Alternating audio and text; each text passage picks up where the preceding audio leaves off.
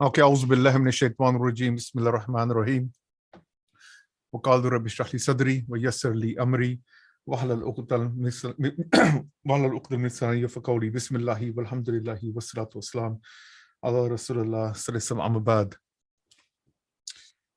So just continuing on the conquest of Mecca, we know that now that Muhammad ﷺ has entered into Mecca with 10,000 of the Muslims.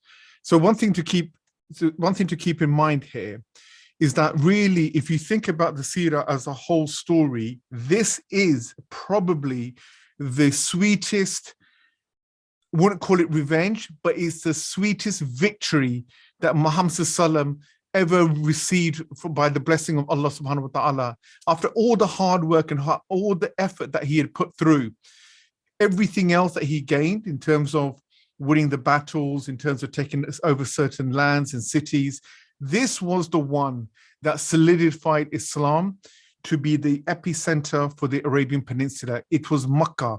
Everything started from Mecca. Why?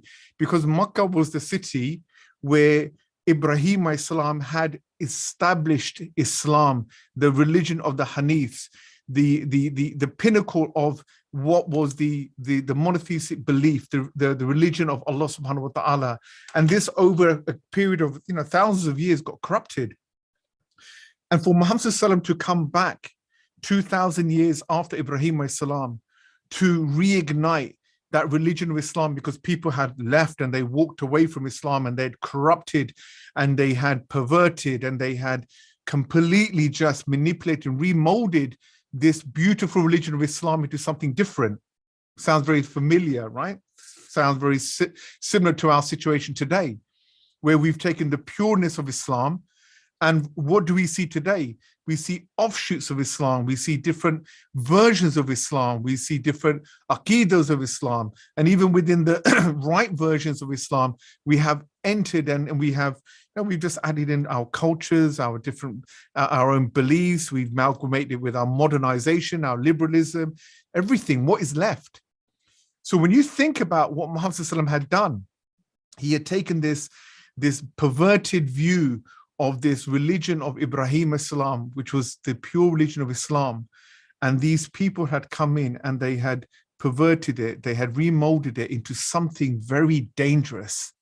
And I say the word dangerous because if you come away from the rules and the laws of Islam, then and you leave it to man to decide what those laws are, what happens at the end of that?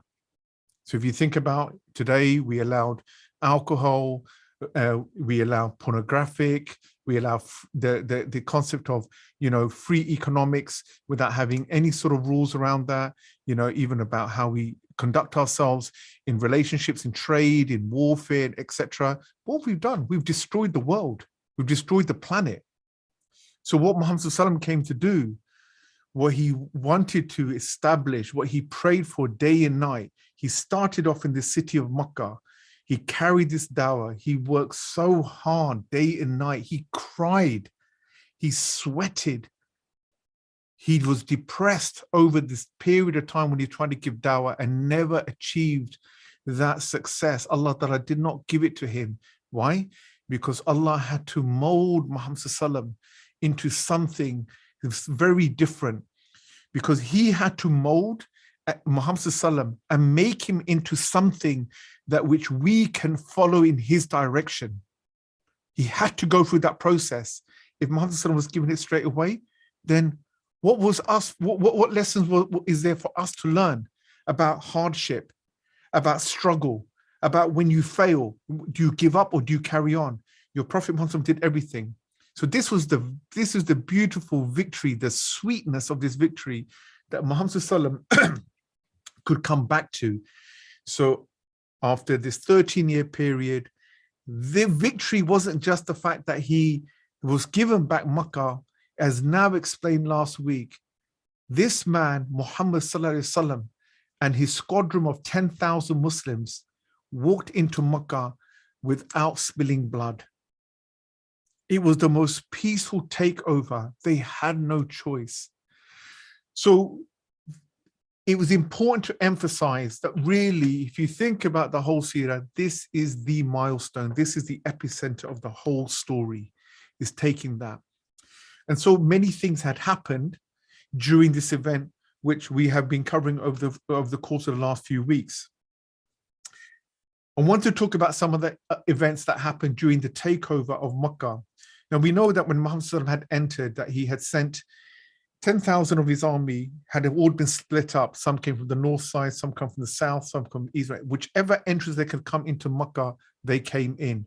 And you can imagine the panic of the Meccans. They're worried what's going to happen. Some of them were prepared to fight. As we know, Khalid bin Walid, when he came in from the one part of the valley and he entered in, he got into a fight with Ikrimah bin Abu Jahl and Sufyan and all these, some of these Quraysh who just did not want to stop. They wanted to fight.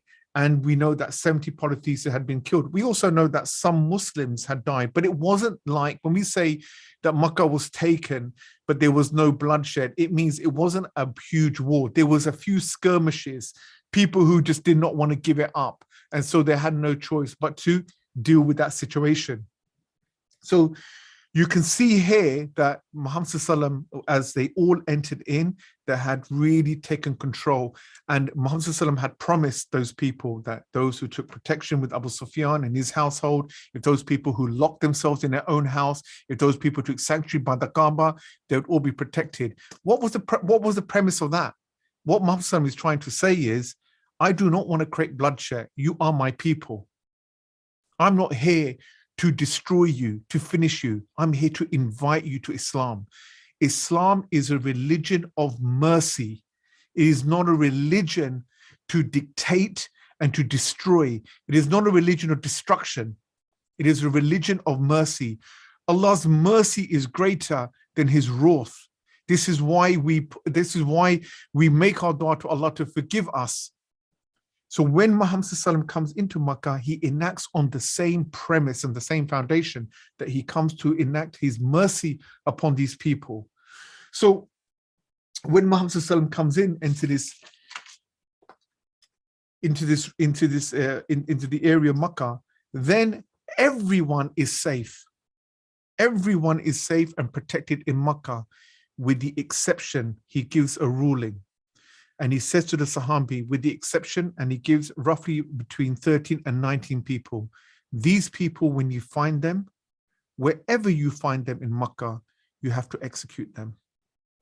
And so we're going to talk about some of these characters.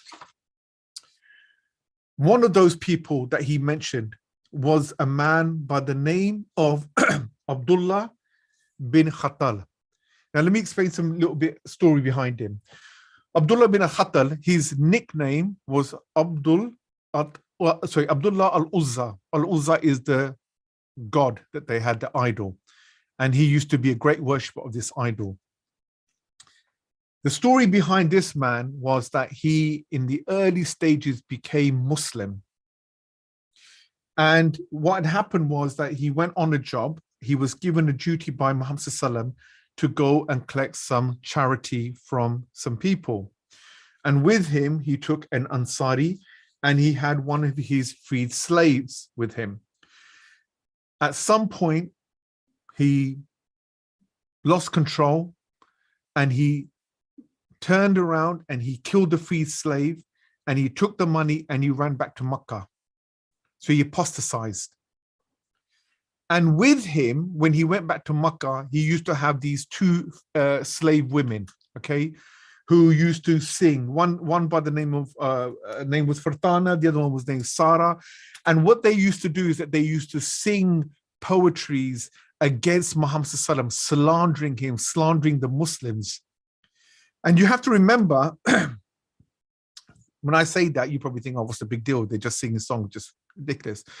These songs are a form of media publication. It is a form of announcements. It's their form of doing propagation of information. So when they sing this, people take on the obviously the words that they push through.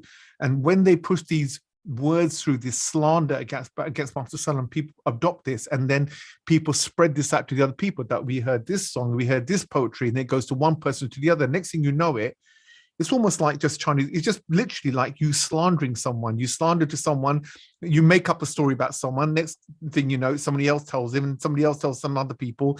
And before you know it, the whole world knows about your story, which is probably not even true. And it's very, very damaging.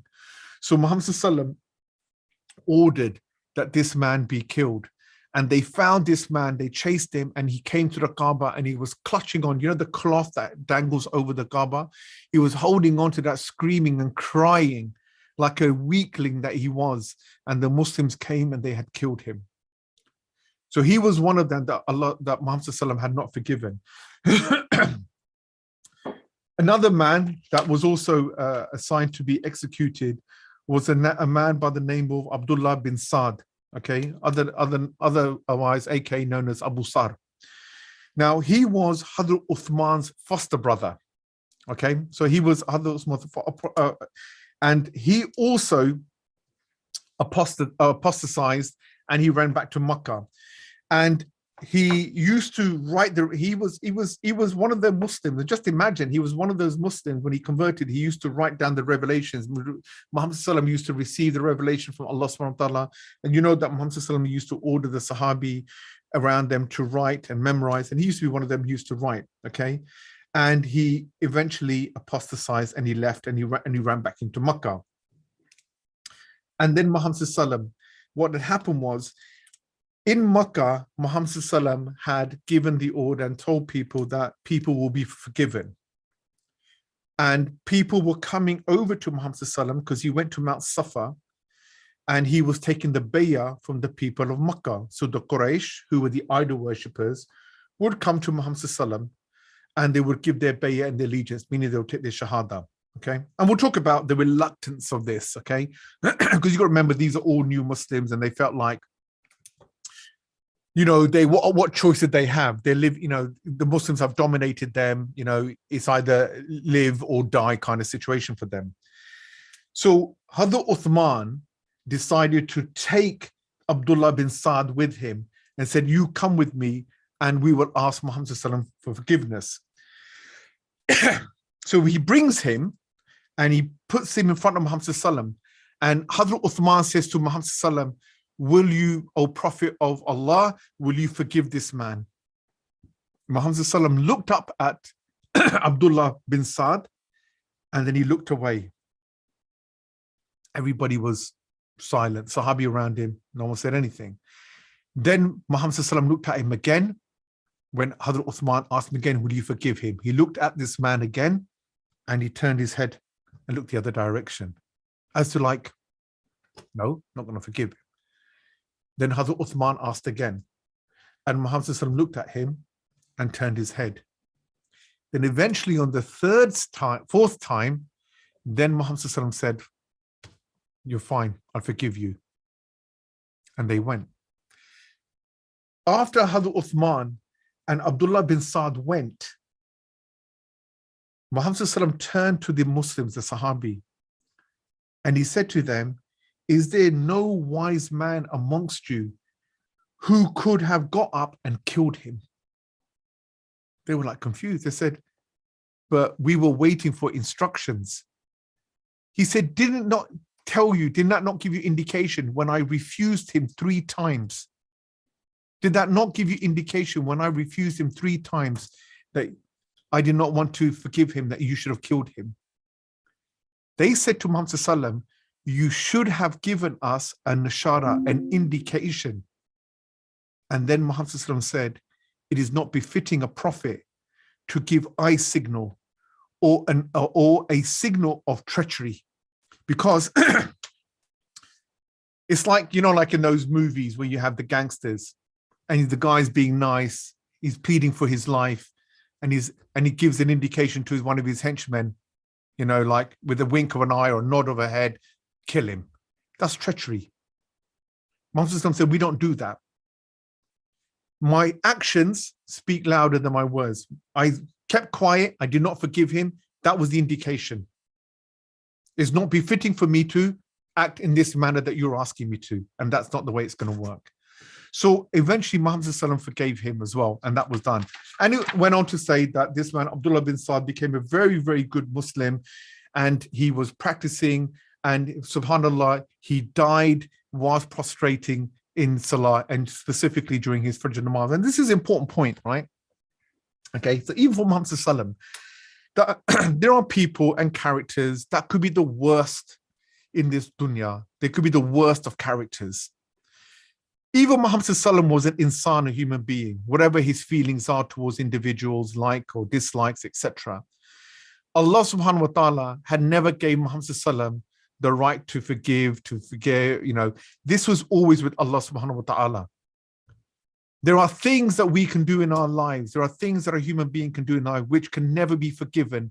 Even if the whole world came together and put all their love and forgiveness together, we still would not have enough forgiveness to forgive a treachery of a human being to the crimes that they commit today. And you know the crimes that we're talking about. But Allah subhanahu wa ta'ala has the ability to forgive everything and anything that he pleases. And this is the key thing to remember, that never ever go through your life without doing astaghfar. Always take the opportunity every single day to ask for astaghfar. Even if you return back to a sin, ask for astaghfar and try your best. Because all I'm saying to you is you need every single help that you can potentially and possibly get on the Day of Judgment. Another man by the name of Al-Hawarith bin Nuqayya bin Wahab.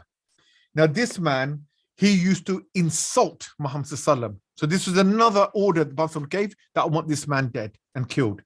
He used to insult Muhammad sallam whilst he was in Mecca. And this was the man when, if you remember the story, the last few, after Muhammad sallam had left Medina, and when he had left and he migrated, when he left Mecca to go to Medina and migrated to do the hijrah, remember that his daughter Fatima radiallahu anha and his other daughter as well, Kulthum, they were still there in Mecca. So he sent instruction to Al-Abbas, his uncle, and said, I want you to send them. So he mounted them on a camel in the evening, at night, to prepare them to leave, to go meet up with their father in Medina. And somebody was going to meet them halfway and escort them back to Medina.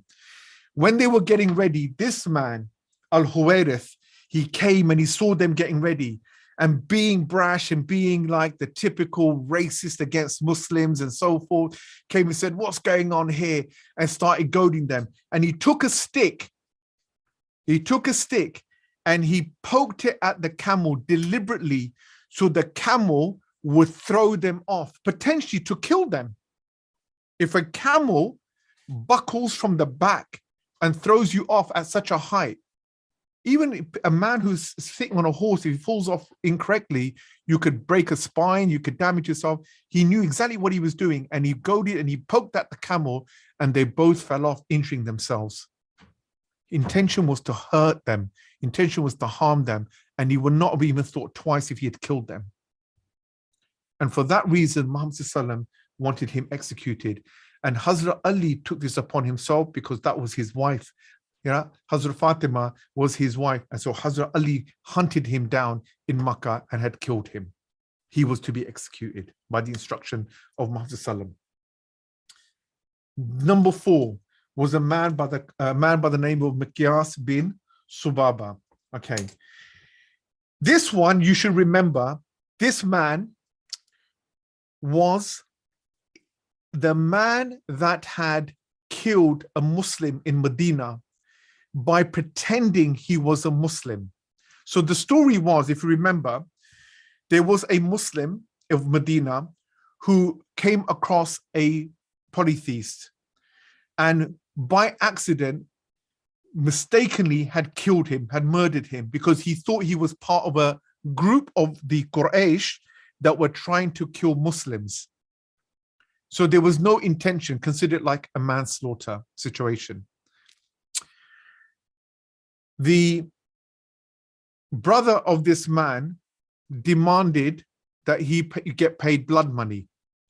So he came to Medina, this man by the name of Makias Bin Subhaba, who was the brother of the person who was murdered.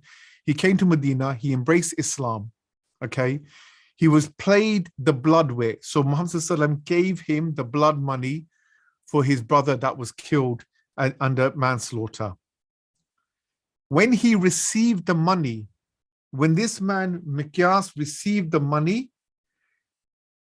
when nobody was looking, he took the opportunity to kill the Muslim that had killed his brother. So he was a Muslim, he converted, he killed the man that killed his brother, took the blood money as well, and then ran back to Mecca and became apostatized, meaning he tricked Muhammad sallam, the Muslims, that he'd become Muslim so he can take the blood money to get in with them and basically get close enough to kill the killer of his brother. And so Muhammad sallam said that this man must be killed as well. So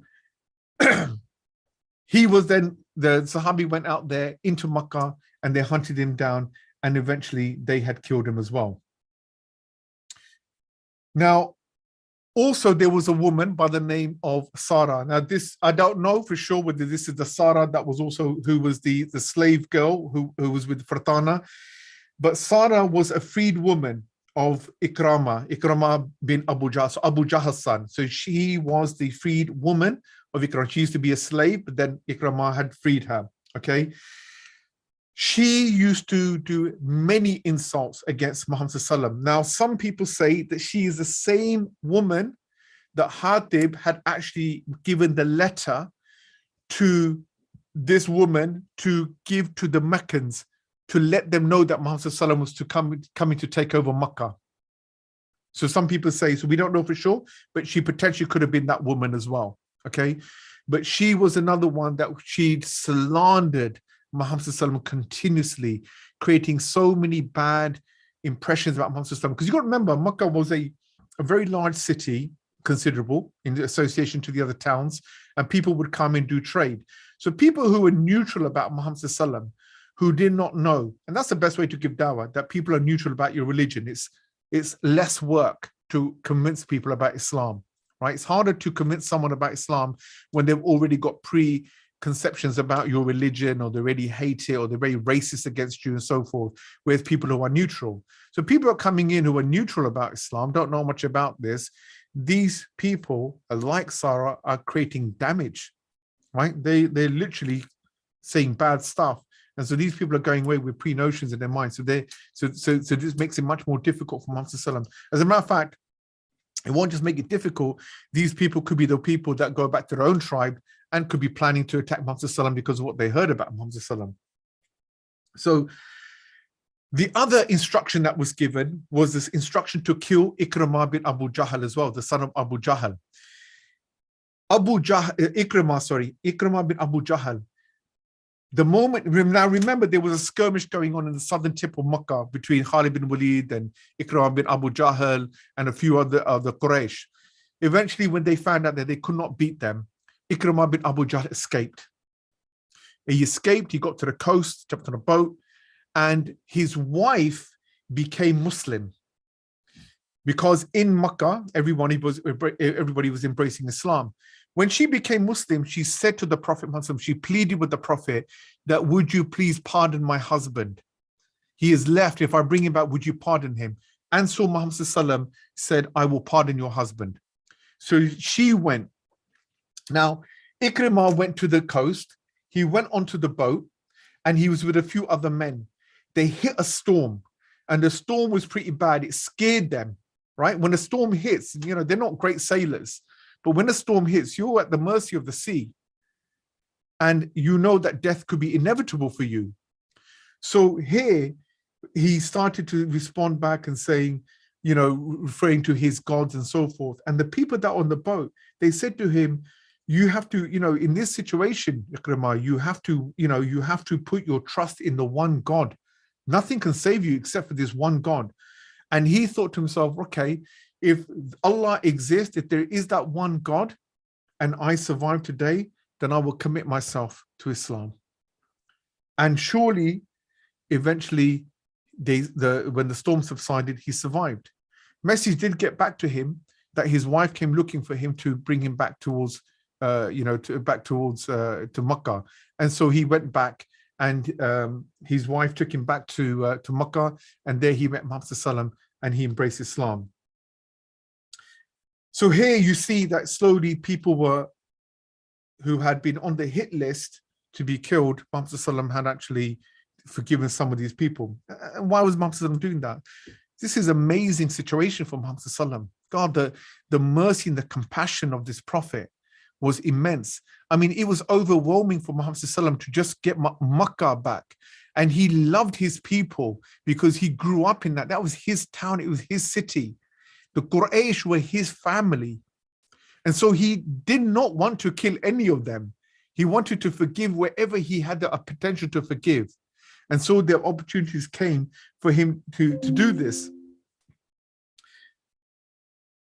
A few other people that were on the hit list. There was two of the brother-in-laws of Hani radiallahu anha. Who was Hani? Hani was the sister of Hazrat Ali.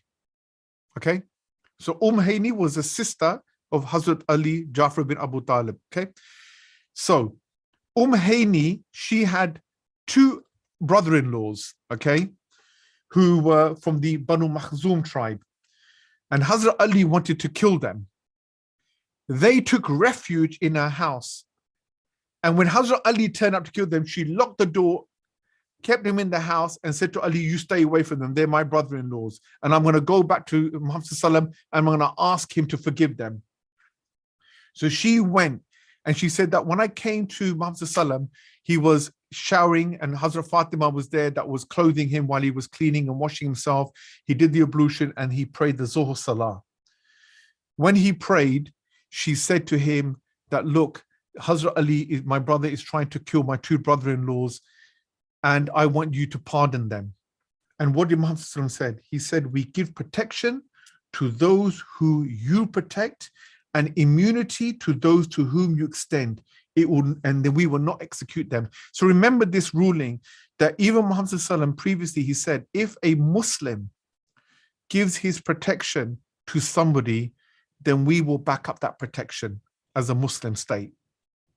And so this happened before as well, even to the daughter of Muhammad Sallam, when her husband came from Mecca, who was not Muslim, he was arrested. He was arrested, or he came into Medina. He took refuge in his wife's house, and she asked for protection for him. And he wasn't a Muslim at that time. He became Muslim afterwards. And Muhammad said to his daughter that if you come and you ask for protection for somebody else, we will honor that protection. So there were many of these instances that occurred in terms of people taking refuge and people trying to escape and the people that were getting killed. So Muhammad did have a hit list of people that had to be executed because of the damage they had done. The crime that they had committed was huge. It was too much for them to, for it to be forgiven. Now, Muhammad in terms of when it came to the idols, when Muhammad had entered into Makkah, he did the tawaf, 7 times. He saluted the Rukn and he bowed in prostration, and he had a stick with him. And everyone knows the famous story. Now, just imagine that when you enter into the Makkah, around the vicinity of the Kaaba, there is approximately 360 idols, all darted around in different places around the Kaaba. Subhanallah. How disgusting would that be? And we could never imagine that today. We can never imagine that today. When Muhammad had walked in and he had a staff with him, a stick, and he recited this from the Quran, and he said, the truth has come and error has gone. The truth has come and the error is powerless. And this is mentioned in Surah Bani Israel in verse 81. This is the verse that he narrated. And with this stick, he started to push all of the idols. The idols were built from wood or stones. And so if you push them and you hit them, they would just break. And he destroyed every one of them. There's a weaker narration that even suggests that he would just literally point his staff at that idol and they would just fall. But they were being destroyed. I just want you to imagine something. The Quraysh, no one sat down with them and opened the Quran and read verses, or sat down and spoke to them about, the proof of God or proof of Quran, and had a nice conversation over a cup of tea and convinced them about Islam. No. Muslims walked in and they felt compulsion to become now Muslims. Can you imagine what they're feeling when they're worshipping these idols all their life? All their ancestors have been worshipping these idols, and along comes Muhammad destroying them. Their hearts have dropped, have sunk, and they're just watching all of this. They've never seen anything like this happen in their lifetime. Their religion and their belief is decimated in front of their eyes. That's what you're looking at. Muhammad has got the upper hand. This is a man during the time of Mecca, in his first 13 years, they would laugh and they would joke, and they would not even let him pray outside the Kaaba. He had to do it secretly. They would curse him, and here he is now destroying all of their idols, and there's not one single thing they can actually do. So Muhammad when he enters into when he looks into the Kaaba, subhanAllah, he is shocked. He sees a dove that is made out of wood that they worship.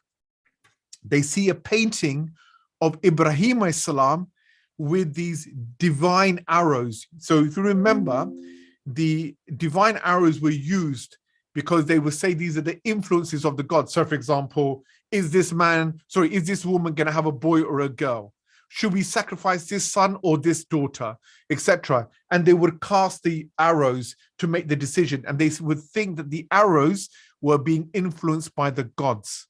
So whatever those outcomes are, those arrows would make that decision based upon what the gods want. And they showed a picture of Ibrahim Islam with these divine arrows.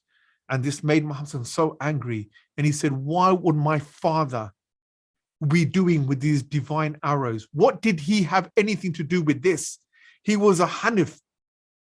He was a believer of one God. What's this got to do with anything? This is how much corruption that these people have got. They've come away from the belief of Ibrahim alayhis salam. And how do they make that association? This is the corruption. This is the distortion that people had. So this made them angry. And then there was plenty of drawings all around the inside of the Kaaba. And so therefore he ordered Umar bin Khattab, go inside and eradicate all of these. So Hazrat Umar bin al-Khattab goes in and he takes a piece of cloth and he wets it. Remember, the paintings are done by special kind of crayons and colors and charcoal that they used to draw. And so he just rubbed it all down until it was completely clean. When that was done, then Muhammad had entered into it. Okay. And Muhammad, there were 6 columns that were in there, and he prayed at each of those columns. Okay. And he prayed the 2 rakats. So when Muhammad done this, now just imagine now, so the Sahabi are all around, 10,000 warriors, all standing around, protecting Muhammad. The Quraysh are there, don't know what to do, standing there like lost sheep. Muhammad comes out the Kaaba. He prays the 2 rakat outside of the Kaaba. Then he makes his way to where the Zamzam is, and he drinks the water. And then he starts to perform the wudu. And when he's doing the wudu, the Muslims are running to grab the water from his body. And the people, the Quraysh, are looking, and they're shocked and they're overwhelmed. And they say, we never saw or heard of any king being treated the way that this man is being. What is it about him that they love so much? They haven't had that connection yet. That some of these Quraysh, some of these Muhajirs, they were our brothers, our best friends. Some of them are our sons, some of them are our sisters. Now all of a sudden, look at them, they love him. We have never seen anyone, no king, being treated the way that Muhammad is being treated. And yet he's not even a king to them. Then Muhammad asked Hazrat Bilal, go up and call the adhan. So Hazrat Bilal climbs up the Kaaba and stands up, and they're all looking at him. They're all looking at him. And Hazrat Bilal called the adhan. Now listen to the response. Mecca is a land of people that have gone away from the true religion. And anyone who walks away and distanced himself from the belief of God and the laws of Allah has opened himself to shaitan. And shaitan will introduce all sorts of isms in your life. And one of them that existed even then was racism. Look at the response of some of these people. Outside, just in the courtyard of that vicinity of the Kaaba, Abu Sufyan was sitting there with Usayd and Al-Harith bin Hisham. And they were saying amongst themselves, and now remember, Abu Sufyan bin Al-Harb is a Muslim now, right? But he's not fully convinced, right? He's a reluctant Muslim. And they're sitting there and they're saying, I swear, if I knew he was right, I would have followed him, one of them said. The other one said, thank God my dad is dead. He doesn't have to hear this. And Abu Sufyan responds back and says, I will not say a single word for the fear that even the stones will hear what I said and they will respond. Muhammad Sallam comes out of the Kaaba. He walks over to them three and he says to them, I hear what you say, and I heard that you said this and that you said that. And they looked at him and they were shocked. And at that moment, them two became Muslims. They were sitting right there. Nobody was around them. How would he have even known that this is what they had said? So for them, that little bit of that was the conviction that they needed. Abu Sufyan was still where he was. He was still a Muslim, but reluctant Muslim. Then, as he's standing there, then the sons of Sa'id bin al-As, when they hear Hazrat Bilal giving the adhan, this is their response. God honored us by taking the life of our father rather than to hear this black man stand up there and give the adhan, this slave. Now, even remember that the Arabs treated the black man, because they were from Abyssinia, because they were from other tribes, they treated them as slave and as dirt, not equal to them. But to have someone like Hazrat Bilal stand there on top of the Kaaba, their Kaaba was their sanctuary, was their worship point. And for them to even think of a black man standing there, even looking at it was like a condemnation. And yet they see Hazrat Bilal standing there giving the adhan. This hurt them. But Muhammad Sallallahu wanted to make a point, we are all equal. So Muhammad Sallallahu did this deliberately to agitate them, to annoy them, to make them realize gone is your culture, gone is your traditions, gone is your racism, gone is everything. This is the religion of Islam. This is the religion of Allah subhanahu wa ta'ala, where every man is equal. Every man, every woman, every slave is equal in the eyes of Allah. So this was their reaction, strong reaction in terms of how they felt towards Hazrat Bilal. And it just carried on in terms of, the responses of the people of Hazrat Bilal doing this. And then Muhammad Sallam comes out and he calls upon Hazrat Ali, comes up to him and gives him the keys of the Kaaba. Remember the keys of the Kaaba.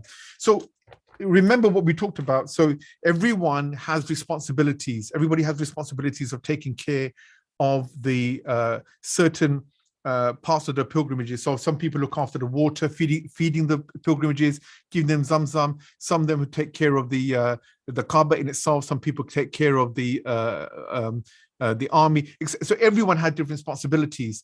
The Kaaba in itself, the keys was held by Uthman bin Talha, who was not Muslim at the time. Okay, and so he reluctantly, Hazrat Ali took the keys off him and they gave to Muhammad Sallam. And then Hazrat Ali said to Muhammad Sallam, who is worthy of holding this key?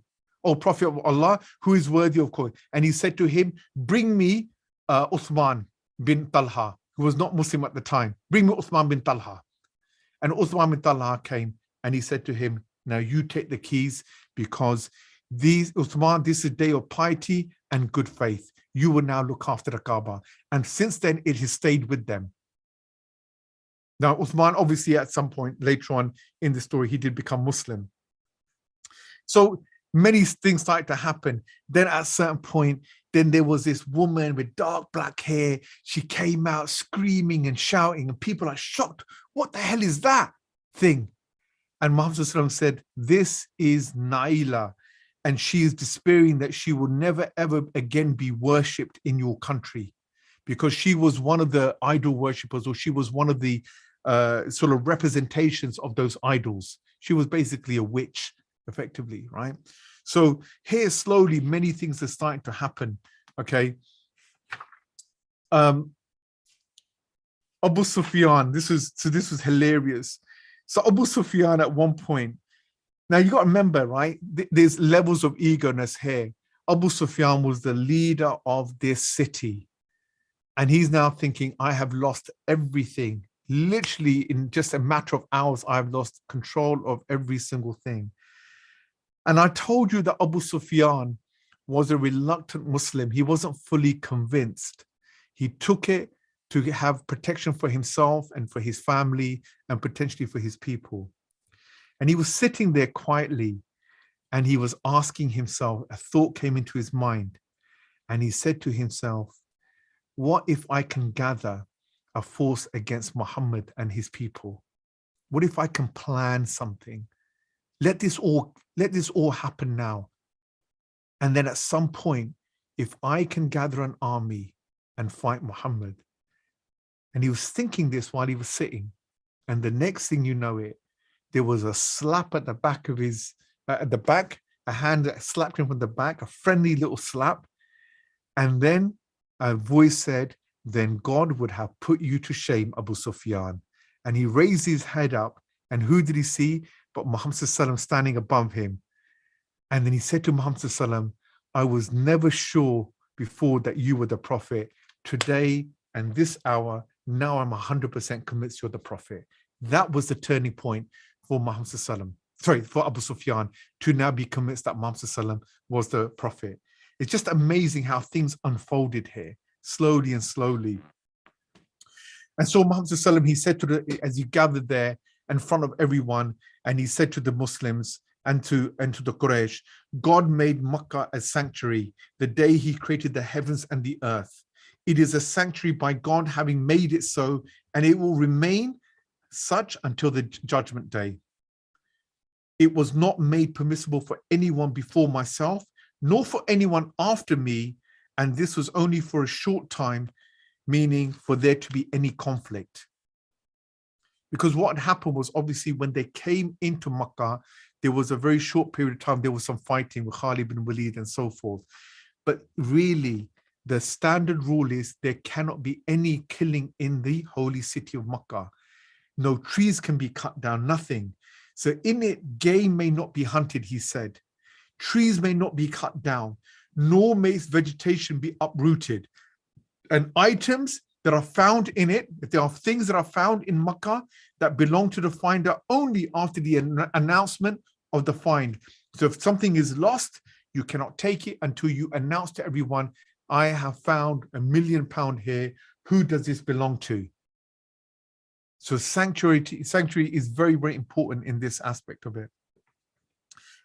One thing to also remember that there was a big skirmish that happened, right? And I'm not talking about the incident that happened with Khalid bin Walid and some of the Quraysh.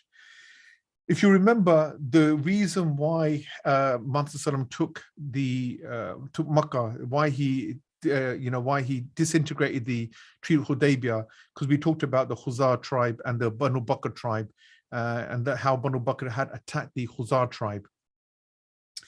The Khuzar tribe who were there, the Muslims with Muhammad, the Khuzar tribe actually had a situation, and they ended up killing a man after the ruling that Muhammad had given to stop fighting, and they had killed one of the men.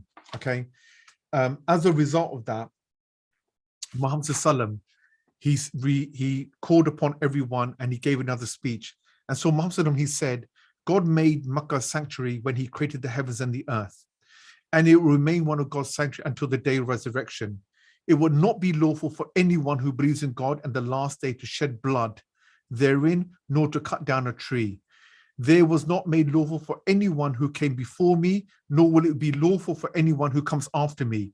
It was only made lawful for me for this very short period, because Allah's anger against its inhabitants, because Allah was angry against the Quraysh, Allah allowed me to come in and for this to happen. Yeah, for this little skirmish to happen, for blood to be spilled. Let those of you present so inform those who are absent. Respond to anyone who tells you that the messenger of God fought in it by saying, God made this lawful only for his messenger, but he has not done so for you. O Khuzah, cease your killing. There has been too much, even if it was for a reason. You have killed someone, and for him I will pay the compensation. And if someone should be killed after my stay here, then his family has two options. They can demand the blood of his killer or to seek the blood money for him. And so the messenger of Allah then paid the compensation for the man of the Khuzah that had been killed. So this was one of the other events that happened. The Khuzah tribe went there, and when Muhammad had forbid the killing, they actually went out and took a revenge killing on one individual. And so Muhammad had to pay the blood money for that person, but he gave the right of those people to even ask the blood of that killer. So many things have now happened in Mecca. And so a time now came where Muhammad started to take the bay'ah of the people. So people came to him. So he sat himself at Mount Safa. And there people, all the men came, and they all one by one started to give their bay'ah and their allegiance to Muhammad. So this is where now the conversion started to happen. People started to embrace Islam one by one. And one of the most famous stories was that after the men had converted to embrace Islam, then the women came, and the women would not touch the hands of Muhammad. Okay, so as a result of that, Hind was the one that came to Muhammad, and she was petrified of Muhammad, because you know what Hind had done? Hind was the one that killed his uncle, Hazrat Hamza. She was the one that asked Wasi to kill him, and she went there and they mutilated his body. They cut his nose, his ears off, his private parts. They mutilated his body, which made Muhammad so angry. So she knew what she had done.